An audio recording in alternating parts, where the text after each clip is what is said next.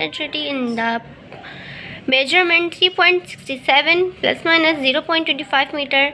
इसका हम न्यूमेरिकल जो है सॉल्व करते हैं।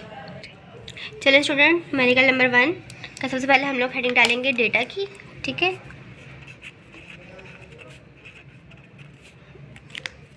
डेटा के बाद हमें फाइंड करना है। टू लिखेंगे, टू फाइंड परसेंटेज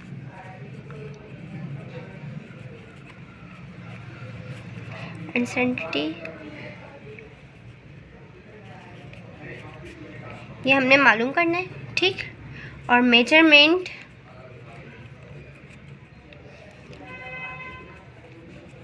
जो हमें दी हुई है वो दी हुई है 3.67 प्लस माइनस 0.25। ठीक है, अब इसकी सॉल्यूशन की तरफ चलते हैं। सॉल्यूशन की हेडिंग डालेंगे।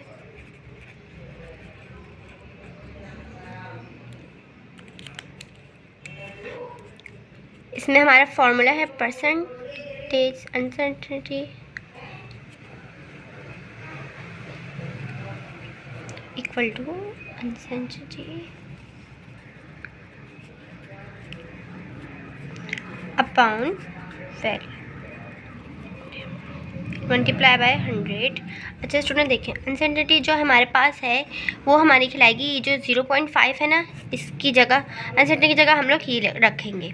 ठीक है, इस आपकी याद दहानी के लिए मैं इसके नीचे यू लगा रही हूँ कि ये सबसे ऊपर जो है हम लोग 0.25 ऊपर रखेंगे अनसर्टेनिटी की जगह। ठीक है, और वैल्यू की जगह हम लोग जो है 3.67 रखेंगे। यू और वी मैंने इस वजह से लगाया ताकि आपको ठीक से समझ में आ सके हमारा फॉर्मूला। अब हम इसकी सॉल्यूशन की तरफ चलते हैं। ठीक, तो पहले हम लोग यही लिखेंगे, ये नीचे उतारेंगे, इक्वल टू इसकी जगह हमने ये लिखना है, याद रखिएगा 0.25 अपॉन वैल्यू की स्पेलिंग वैल्यू लिखनी है 3.67, मल्टीप्लाई करना है 100 से। ठीक है, तो कैलकुलेटर के ज़रिए जब आप इनको डिवाइड और मल्टीप्लाई कराएंगे तो फिर आपका आंसर जो है वो आ जाएगा 6.8%। ये हमारा जो है आंसर आ गया है। अब चलते हैं अपने नेक्स्ट न्यूमेरिकल की तरफ। न्यूमेरिकल नंबर 2 हमारा आप बुक से देखिएगा, मैं पढ़ भी देती हूँ। व्हाट इज़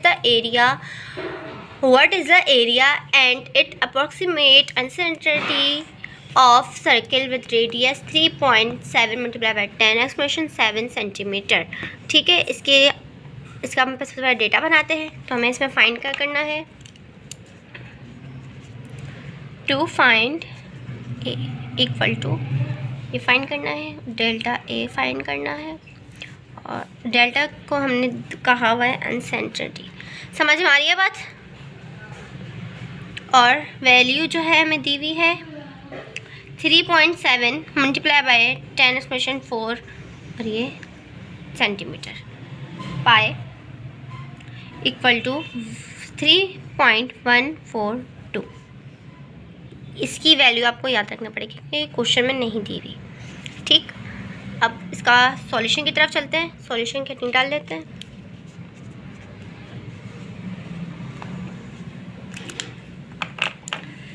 फॉर्मूला है हमारे पास a equal to pi v का स्क्वायर। ठीक, अब इसकी जगह पाई की जगह पाई की वैल्यू और वैल्यू की जगह इसकी वैल्यू। ठीक है, a इक्वल टू आ जाएगा, इसकी पाई की वैल्यू आएगी 3.142। ठीक, और इसकी वैल्यू आएगी 3.7 मल्टीप्लाई बाय 10 एक्सप्रेशन 4 और ये जहाँ पर स्क्वायर लगा इसके बाहर भी स्क्वायर लग जाएगा। अब स्क्वायर से करके और इनको मल्टीप्लाई आपस में करा के कैलकुलेटर से करवा कर इसका जो आंसर आएगा वो आएगा 4.3 मल्टीप्लाई बाय 10 एक्सप्रेशन 9 सेंटीमीटर। पहले का आंसर आ चुका है हमारा ए का। अब उसके बाद नेक्स्ट का आंसर लेकर आते हैं डेल्टा ए का। फॉर डेल्टा एडिंग डालेंगे, फॉर डेल्टा ए हमें मालूम करना है तो फिर इसके ये फॉर्मूला होता है। नहीं, डेल्टा आर जो है उसकी वैल्यू हमें याद करना पड़ेगी। उसकी वैल्यू हमें दी हुई है 0.05 मल्टीप्लाई बाय 10 एक्सप्रेशन 4। ठीक है, सेंटीमीटर भी लगेगा इसका फॉर्मूला हमारे पास, फॉर्मूला आप लिख रही हो, ये वाली भी वैल्यू आपको याद रखना पड़ेगी और पाई की भी, ये आपको क्वेश्चन में नहीं दी हुई। ठीक, इसका फॉर्मूला लिखते हैं डेल्टा आर, ओ सॉरी फॉर्मूला लिखना है मैंने दोबारा से कंफ्यूज हो गई। ए इक्वल टू 2 पाई वैल्यू और ये डेल्टा आर। ठीक, ये नीचे उतारेंगे, 2 का 2 नीचे लिखेंगे, पाई की वैल्यू क्या दी हुई थी हमें 3.142, ब्रैकेट में लिखेंगे 3.142, तो वैल्यू की लिखेंगे जो हमें दी हुई थी 3.7 मल्टीप्लाई बाय 10 एक्सप्रेशन 4 से बंद कर देंगे 4। इसके बाद इसकी जो वैल्यू है डेल्टा आर की हमें ये दी हुई, इसके आगे हम लिखेंगे इसकी वैल्यू 0.05 मल्टीप्लाई बाय 10 एक्सप्रेशन 4। ठीक, अब इनको आपस में मल्टीप्लाई करने के बाद, इन सबको आपस में मल्टीप्लाई करने के बाद आपका जो आंसर आ जाएगा, पहले आपके कैलकुलेटर में ये आ रहा होगा 1.1 मल्टीप्लाई बाय 10 मेशन 8 सेंटीमीटर। ठीक है, उसके बाद इसका 2 से मल्टीप्लाई करने के बाद पूरी सब करने के बाद जो है आपका जो कैलकुलेटर से आंसर आएगा 0.11 मल्टीप्लाई बाय 10 एक्सप्रेशन 9, ये 8 है सेंटीमीटर, ये आपका जो है आंसर हो जाएगा।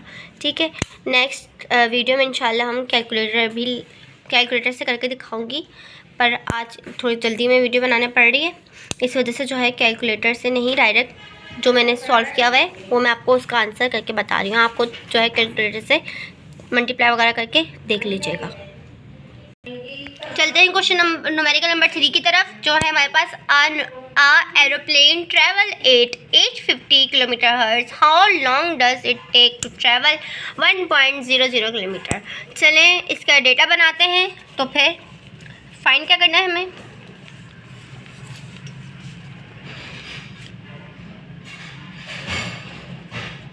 ट्रेवल। ठीक है, वैल्यू हमें दी हुई है 8.50 km पर हार, और दूसरी वैल्यू क्या दी हुई है हमें 8। इसको हमने क्या करना है 100 से मल्टीप्लाई करने के बाद और 360 100 से डिवाइड करने के बाद जो हमारी आएगी वो असल हमारी वैल्यू होगी। ठीक है, v होगा हमारा असल, तो इसे हम लोग जो है उसमें मल्टीप्लाई करेंगे। इससे पहले 850 को हम पहले मल्टीप्लाई करेंगे 100 से, बल्कि 1000 से डिवाइड करेंगे 3600 से। ठीक है, इसको दूसरी वैल्यू में ले जाने के लिए, तो जब इसको मल्टीप्लाई और डिवाइड करने के बाद हमारे पास आ जाएगा 236.11। ठीक है, तो हम जब वैल्यू लिखेंगे तो हम लोग उसकी जगह ये वाली v की जगह हम लोग ये वाली वैल्यू लिखेंगे। एक s हमें दिया हुआ है 1 किलोमीटर। ठीक है, इसको मीटर में जाने के लिए हम 100 से जो करना मल्टीप्लाई डिवाइड करना पड़ता है, तो ऐसे हमारे पास आ जाएगा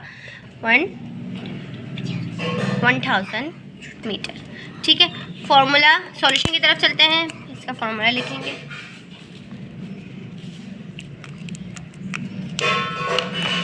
सॉल्यूशन फॉर्मूला हमारे पास v pound v equal to s upon t। ठीक, t को t मालूम करना है, तो यहाँ पर ये t से डिवाइड हो जाएगा,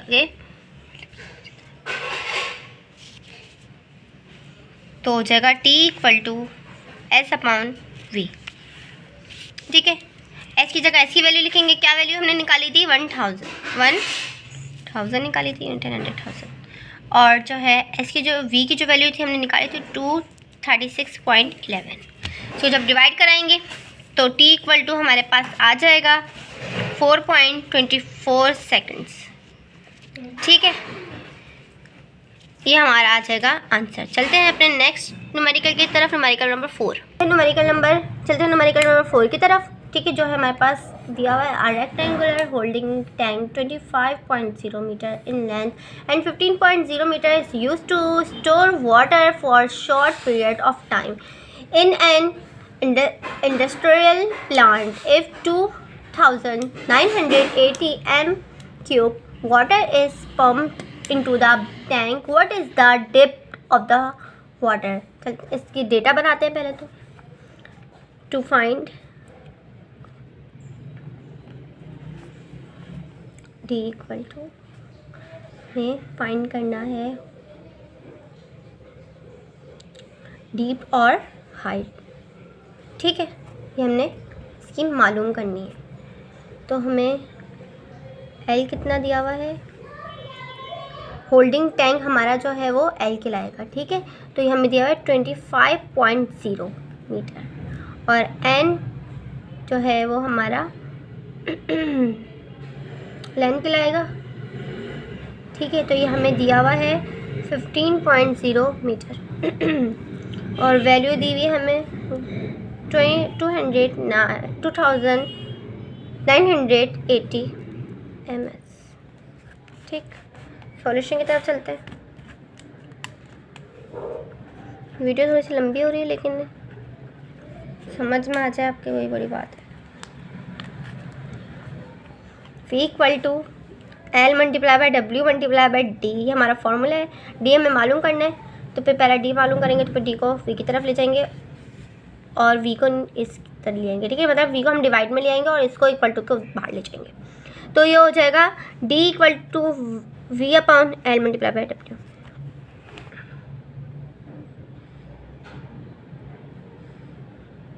ठीक है स्टूडेंट, अब D इक्वल टू वैल्यू की स्पेलिंग, वैल्यू की जो वैल्यू दी हुई हमें, वो हमें दी हुई है 2980 अपॉन L हमें दिया हुआ है 25.0 लिखें या नहीं लिखें, आप लिख लेते हैं।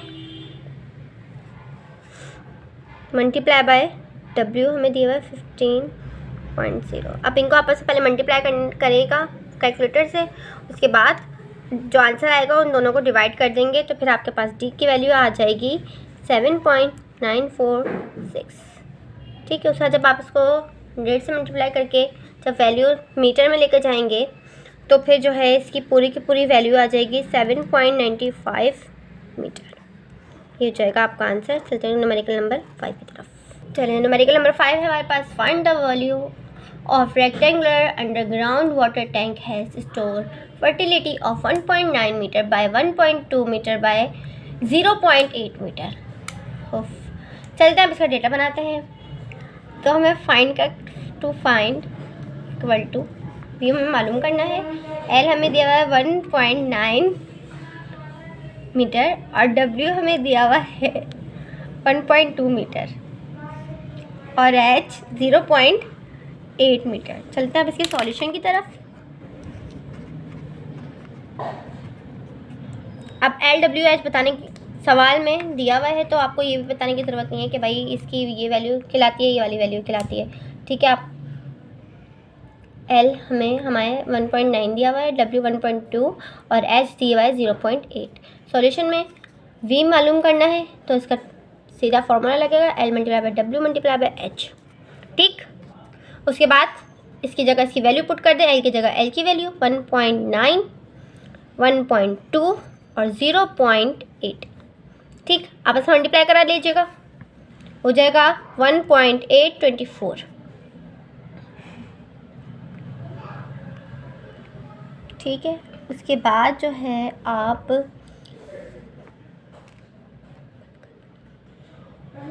मल्टीप्लाई करने के बाद हमारे पास यही आंसर आ जाएगा 1.824। ठीक है, ये हमारा जो है आंसर हो जाएगा, इसके आगे ये सॉल्व नहीं हो सकता। चलते न्यूमेरिकल नंबर 6 की तरफ। नंबर 6 है हमारा,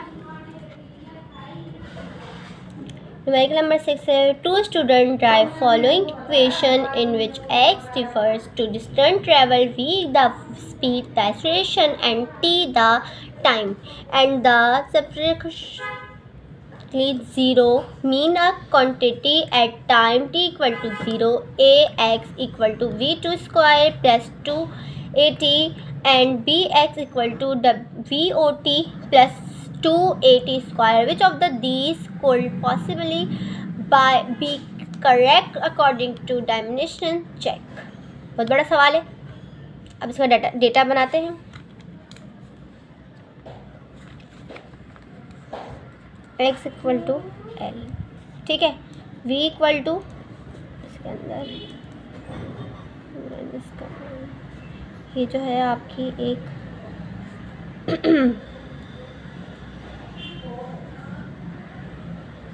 फाइंड करना है हमें, ये मैंने आपको वैल्यूज़ लिख के दी हैं। फाइंड करना है हमें डायमेंशन। सॉल्यूशन की तरफ चलते हैं।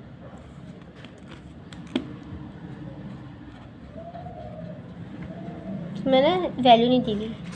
एक्स हमें ये एक्स हमारा एल है, वी हमारा ये है और ये है, ठीक है। इसमें पूरी इक्वेशन है, इसको हमने सॉल्व करना है, ठीक है। मतलब जो हमें वो दी हुई है ना VT² + 2AT, उसकी जगह पर v की जगह हम ये लिखेंगे, x जगह ये लिखेंगे, ठीक है। इसमें नंबर्स नहीं दिए हुए, ये दी हुई हैं चीज़ें, ठीक है।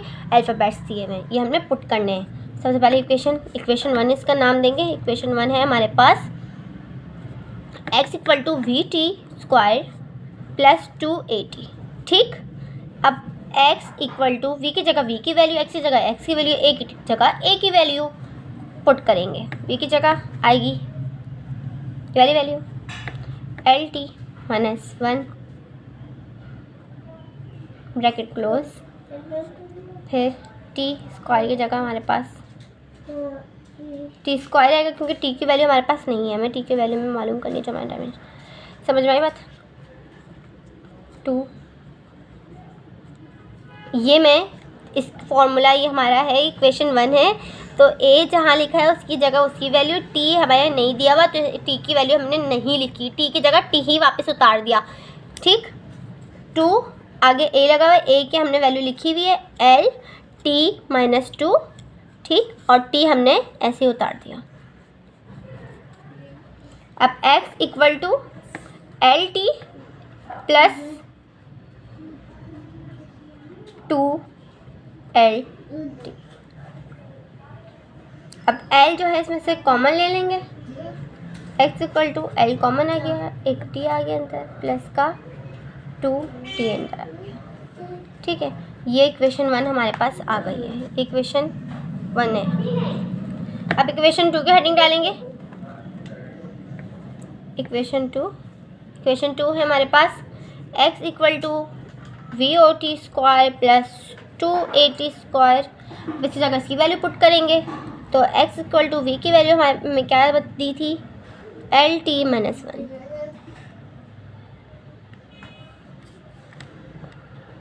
o की कोई वैल्यू नहीं है तो t ये वाला लिखेंगे प्लस l और LT², 2 है 2,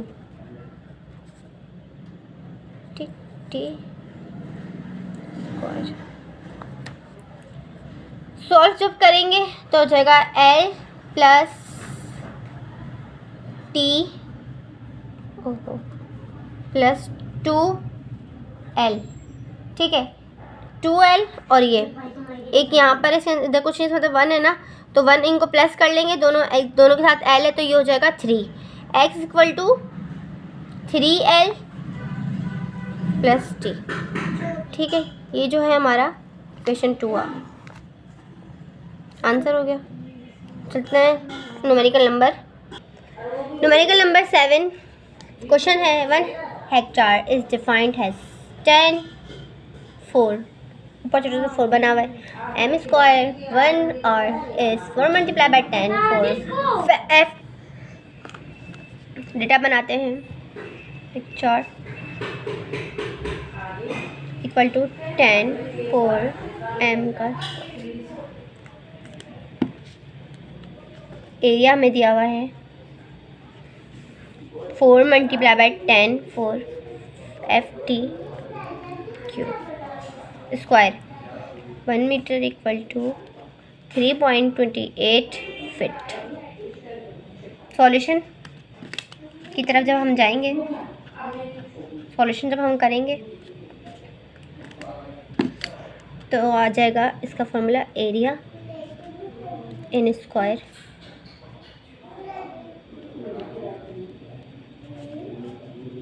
फिट। डायरेक्ट मैं पुट कर देती हूँ, नहीं पहले एरिया ऑफ स्क्वायर जो है हमने हेक्टर का निकालना है, तो फिर इस तरह 10 4 और इधर आ जाएगा 328 पॉइंट भी लगेगा क्योंकि इसकी वैल्यू है ना 1 मीटर की। जब इसको हम लोग कैलकुलेटर से करेंगे तो हमारे पास फिट आ जाएगी 1076 और 00 FT स्क्वायर हो जाएगा। उस साथ हम लोग अब लगाएंगे फॉर्मूला, ठीक है, number of area square feet upon, ये वाला हम लोग इसका फॉर्मूला लगाएंगे।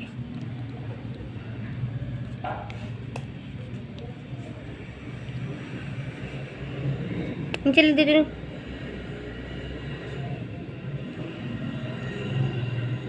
4 मल्टीप्लाई बाय 10 इक्वेशन 4। अब आगे की सॉल्यूशन करते हैं।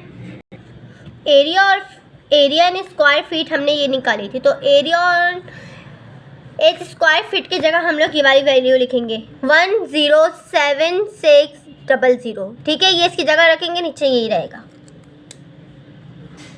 इसकी जगह हम लोग इसने इसकी वैल्यू लिख रखी है, ठीक। ये रखेंगे जब अपॉन 4 मल्टीप्लाई बाय 10 इक्वेशन 4। जब इसको डिवाइड करेंगे तो नंबर ऑफ एरिया हमारे पास आ जाएगा 2.69, ठीक है। ये हमारे पास इसका न्यूमेरिकल नंबर 7 का आंसर आ गया है।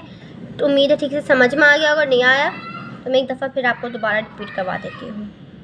सबसे पहले हमने डेटा ने बनाया, ठीक है। हेक्टार इक्वल टू 4 10 4 ऊपर छोटा 4 बना हुआ m स्क्वायर, ठीक है। Area equal to 4 multiply by 10 expression 4 FT square. 1 metre equal to 3.28 feet. ये सॉल्यूशन में पहले हम लोगों ने फिट निकालना है, ठीक है। Area of square in feet हमने निकालना है। तो फिर हम लोग क्या करेंगे, ये जो हमारा हेक्टार है इसको और इस वाली वैल्यू को हम मल्टीप्लाई करा देंगे, ठीक है। जब इसको मल्टीप्लाई कराएंगे तो हमारे पास ये इतना बड़ा ये हमारे पास ये आ जाएगा। एरिया इन स्क्वायर फीट हमारे पास ये आ गई है। तो हम लोग का फॉर्मूला लगाएंगे, area in square feet equal to area in square feet upon 4 multiply by 10 का 4, ठीक है। जो हमें एरिया दिया हुआ था वो हमने नीचे लिखा है, ठीक है। उसके बाद जो हमारे पास जो वैल्यू आई है एरिया इन स्क्वायर फीट, जो हमारे पास वैल्यू आई है इसको हम ऊपर रखेंगे और इस वाली वैल्यू को नीचे ही रहने देंगे। इनको डिवाइड करेंगे तो हमारे पास नंबर ऑफ एरिया जो है वो आ जाएगा 2.69। उम्मीद है आपको ठीक से समझ में आ गया होगा। चलते हैं न्यूमेरिकल नंबर 8 की जानिब पे। न्यूमेरिकल नंबर 8 है हमारे पास, a watch factory claim that its watch gain or lose not more than 100 seconds in a air. How accurate in this watch express has percentage. इसके हम डेटा बनाते हैं। डेटा में हमें acceptable range equal to 10s है हमारी, ठीक है। और परसेंटेज है हमारे पास PER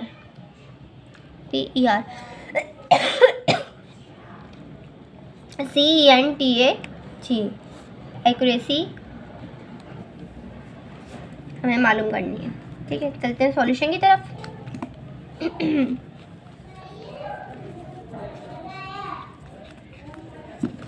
फॉर्मूला है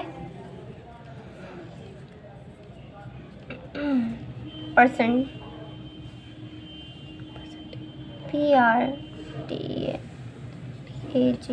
परसेंटेज एक्यूरेसी मालूम करने के लिए हमें लिखना है एक्सटेबल रेंज को हम मल्टीप्लाई करेंगे 100 से, ठीक है। Total second in air. इसके बाद नीचे लिखा है, नीचे इस आगे जगह नहीं है तो मैं नीचे लिख रही हूँ, डिवाइड करेंगे टोटल सेकंड इन एयर, ठीक। तो हमें एक्यूरेटेबल जो दिया हुआ है वो हमें दिया हुआ है, पहले हम लिखेंगे परसेंट एक्यूरेसी 10 दिया हुआ है, 10 लिखेंगे इसकी जगह, डिवाइड का निशान लगाएंगे, मल्टीप्लाई बाय इसको 100 लिखेंगे और इसके नीचे टोटल सेकंड इन एयर लिखना है हमें, ठीक है। तो जो हम टोटल सेकंड ऑफ एयर लगाएंगे उसमें 10 लिखा है। और उसके बाद जो है इसको हमें जब सेकंड्स करेंगे इन एयर का तो हमारे पास पूरा आएगा 365 होता है ना, तो 365 एयर सेकंड सॉरी उसके बाद मल्टीप्लाई बाय 24 हॉर्स होते हैं हमारे पास, और 60 जो पूरा घड़ी में होता है, और उसके बाद मल्टीप्लाई बाय 60, 2 दफ़ा 60 से मल्टीप्लाई करेंगे। ठीक है, ये हमें डेज, हॉर्स और जो 2 दिन के होते हैं 24 60 होते हैं ना मिनट्स। ठीक है, ये दोनों मिनट्स लगाए हमने। ठीक है, आप इनको आपस में मल्टीप्लाई करेंगे। दोबारा समझ लें, डेज सेकंड हमें 10 लगाने हैं 10 सेकंड इन एयर में। ठीक है, उस वॉच की फैक्ट्री में कि उसको कितना लूज हुआ और कितना जो है उसका गेन हुआ। ठीक है, तो 10 सेकंड्स मतलब उनका लगाएंगे तो 365 मल्टीप्लाई बाय हॉर्स होते हैं 24 और मिनट्स होते हैं हमारे पास 60। तो 2 60 लिखेंगे, दोनों 60 को आपस में मल्टीप्लाई करेंगे, उसका 24 मल्टीप्लाई करेंगे, उसके बाद 365 से जो है डिवाइड मल्टीप्लाई करने के बाद और 10 से और 100 से डिवाइड और मल्टीप्लाई करने के बाद हमारे पास एक्यूरेसी परसेंटेज आ जाएगी 3.17 मल्टीप्लाई बाय 10 एक्सप्रेशन -5 आएगी। ये हमारा हो जाएगा न्यूमेरिकल नंबर 8 का आंसर। अब चलते हैं लास्ट न्यूमेरिकल की तरफ, चलते हैं न्यूमेरिकल नंबर 9 की तरफ। क्वेश्चन है the diameter of moon is 3480 km. What is the value of the moon? How many moons could be needed to create a volume equal to that of Earth? Hint, radius of earth हमें दी हुई है 6380 kilometre. ठीक, इसका data VM जो है हमें वो मालूम करना है, नंबर ऑफ मून भी हमें मालूम करना है। D इक्वल टू 3480 km और R इक्वल टू 30470/2। इसको हम जब उसमें किलोमीटर को जब जो है उसमें लेके जाएंगे रेडियस में तो ये हो जाएगा 1740 km। ठीक है, उसके बाद R इक्वल टू हमारे पास R जो है हमारे पास एक्सप्रेशन की पावर लगने के बाद आ गया 10 एक्सप्रेशन 3। और जब हम इसको से मल्टीप्लाई कर देंगे दोबारा से तो ये हमारे पास R डायरेक्टली आ जाएगा, 4 0 लग जाएंगे इसके साथ। ठीक है, ओह अल्लाह। अब करते हैं इसकी सॉल्यूशन। इसके लिए फॉर्मूला लगेगा VM इक्वल टू 4/3 पाई का क्यूब। फॉर्मूला में वैल्यू पुट करेंगे VM इक्वल टू 4/3। अब देखिए 4/3 हमारा फॉर्मूला दिया है तो सबने नीचे 4/3 लिखा है।